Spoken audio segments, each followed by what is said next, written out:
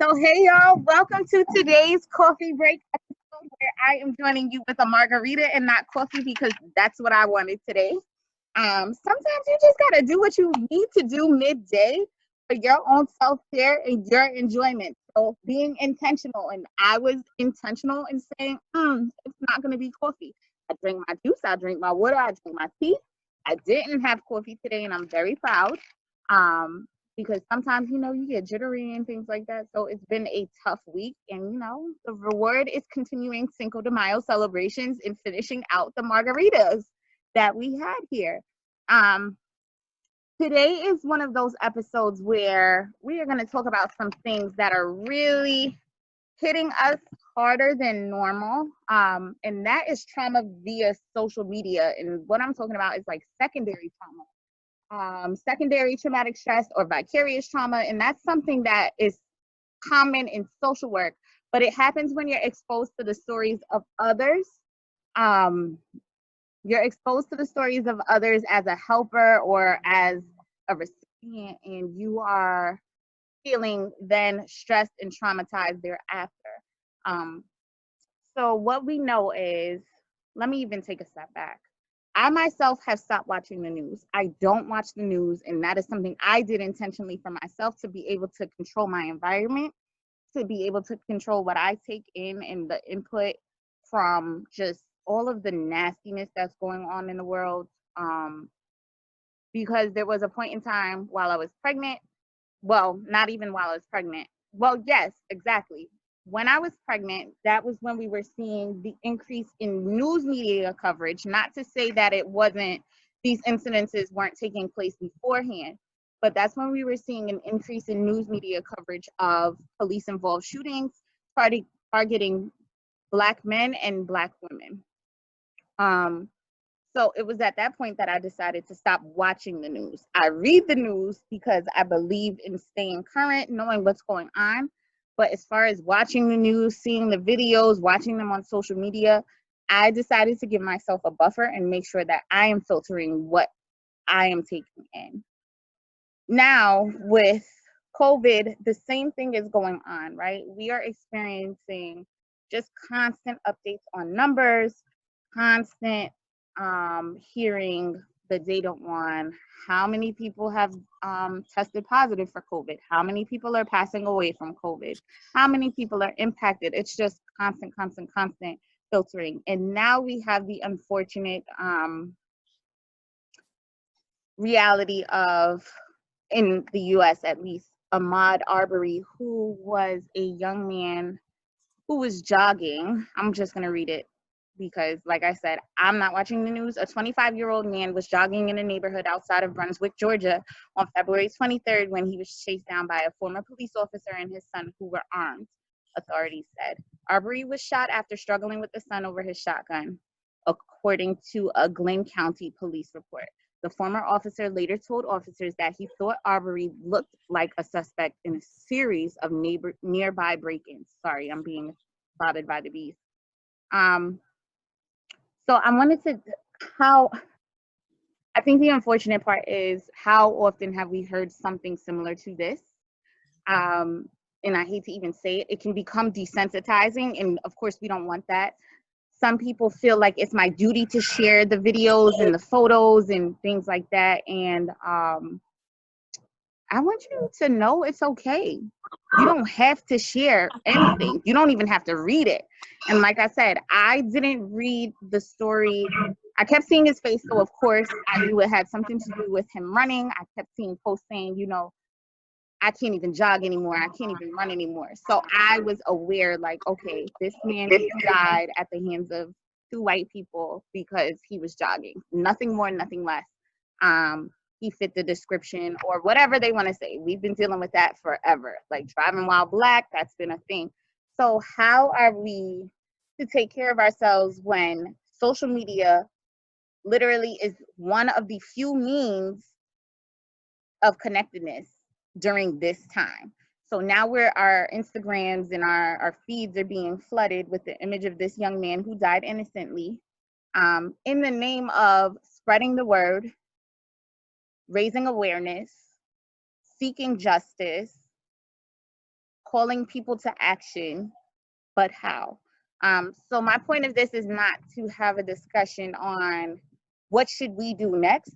It's how can you take care of yourself during this time so you can continue on doing what you need to do throughout the days. So for those of you who are just joining, the coffee break is intended to provide a moment, a self-care, a well-intended break to focus on your wellness 20 minutes out of the day. Every weekday, Monday through Friday, we are here 1 o'clock, making sure that we are being intentional about taking care of ourselves and grounding ourselves in the dimensions of wellness. So when we think of wellness in this sense, we're impacting not only the social dimension of wellness, but also environmental and emotional.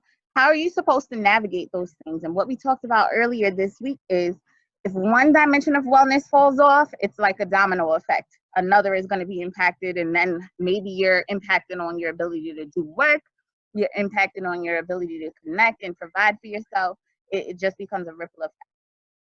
So I really wanted to ask you all to jump into the chat right now and one, share if you were aware of this, aware of what has taken place with Ahmaud, and two, share ways that you manage your self-care, your emotional wellness during times like these when we are seeing an increase. And mind you, this is something that happened in February.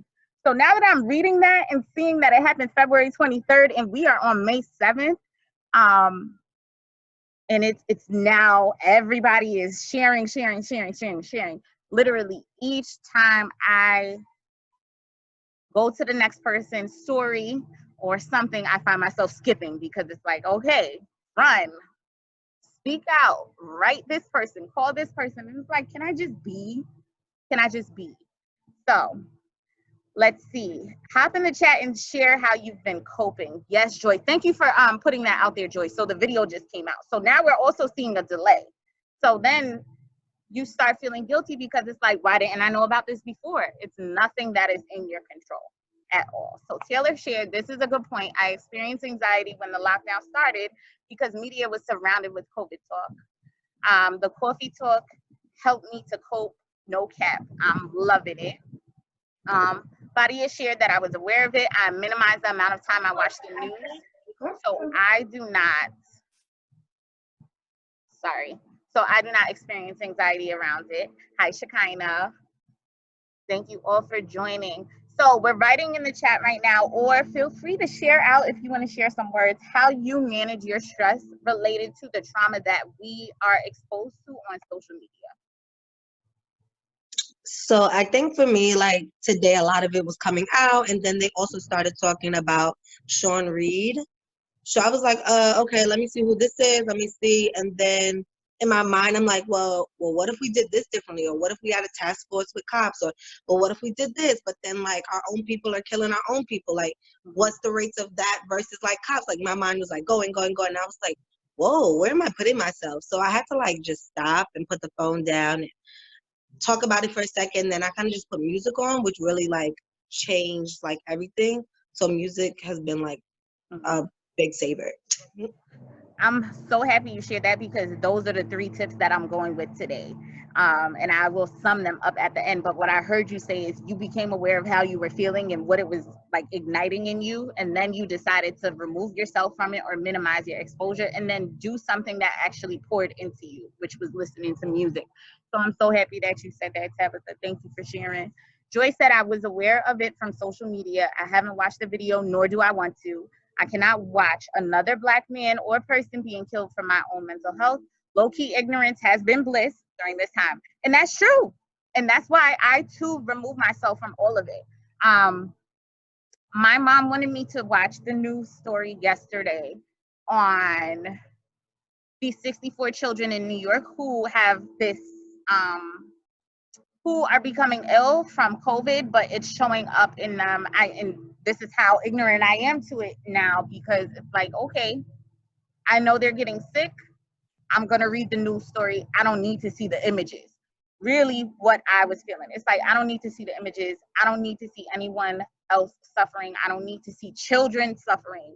It's causing way too much stress. I felt the the tension creep up my back as soon as I'm standing there watching the news. I'm like, Ma, this is what you called me for? I'm sorry, I don't watch the news. And she got frustrated with me, which is because she feels like I need to know, and I get it.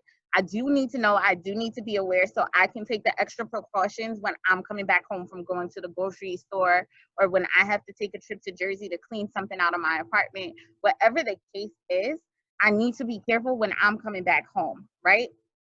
These are also the things that I think about when it comes to our first responders and the people who are on the front lines, who are out there every day taking care of people and having to worry about what they're bringing home. That stress. Another day, another topic, but it's a constant wondering of, am I doing too much? Am I doing too little? And you can't help but feel stressed and become anxious thereafter, unless you are doing what you need to do to take care of yourself. So, Joy, 100%, I agree. Ignorance becomes bliss at this time. And I'm happy to say I'm embodying that. I do my due diligence and read the headlines. If it's something that I feel pertains to my life, I'll click on it. I'll read what I need to know, close it back up. I'm not watching videos. I'm not looking at images, nothing, because I don't need to see all of that. I don't need to see it. So how else, I heard from maybe 2-3 people, how else are we taking care of ourselves when we are seeing the flood on social media? Previously, we've talked about the focus apps, things like that. I know I have known people to delete social media at times like these because it becomes too much. That is okay. I don't want you all to feel the pressure to post, the pressure to feel like you need to go on the run, the pressure you need to feel like you need to call and advocate or anything like that. You should not feel pressured in these times, and don't let anybody guilt you into doing anything like that as well. You have to do what you can to protect yourself.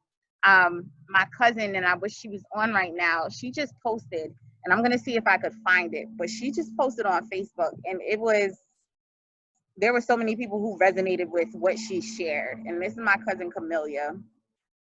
Oh gosh, I'm sorry. I'll have to look for it later because she doesn't have her name as her name on Facebook. Okay, I found it. So, Black people, are we not yet tired of marching and signing petitions and waiting for people to do what's right? What is running and walking 2.23 miles going to do for this young man that was murdered in cold blood while he was out for a jog minding his own business? I pray my people wake up and start taking real action. You march to the homes of his killers to do what exactly? Stand out there and look stupid. It's been over 2 months and not a thing has been done. Nobody arrested, nothing investigated. I pray to God nothing like this ever happens to my loved ones. I'm not marching, I'm not signing anything or speaking about peace. And this is me summarizing because my cousin is very passionate. I'm going to be taking action into my own hands. You'll continue to get disrespected. Me, on the other hand, I wasn't raised to be a bee. I couldn't sleep at night knowing I didn't do anything. It would eat away at me, but we are not all built that way. So, how do you all feel about all of this? Because it's a lot. It's a lot. Kamari, how about you?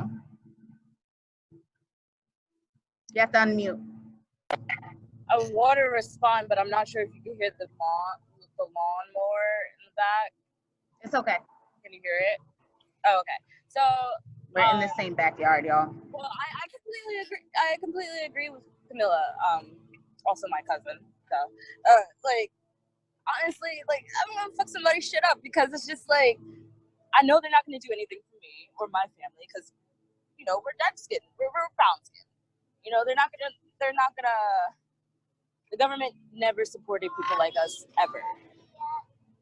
So it's one of those things where I would be the person if something were to happen to my family member that I truly cared about. And we know for sure this person did it. There's video evidence. It's a matter of, I guess, an eye for an eye in a sense at that point.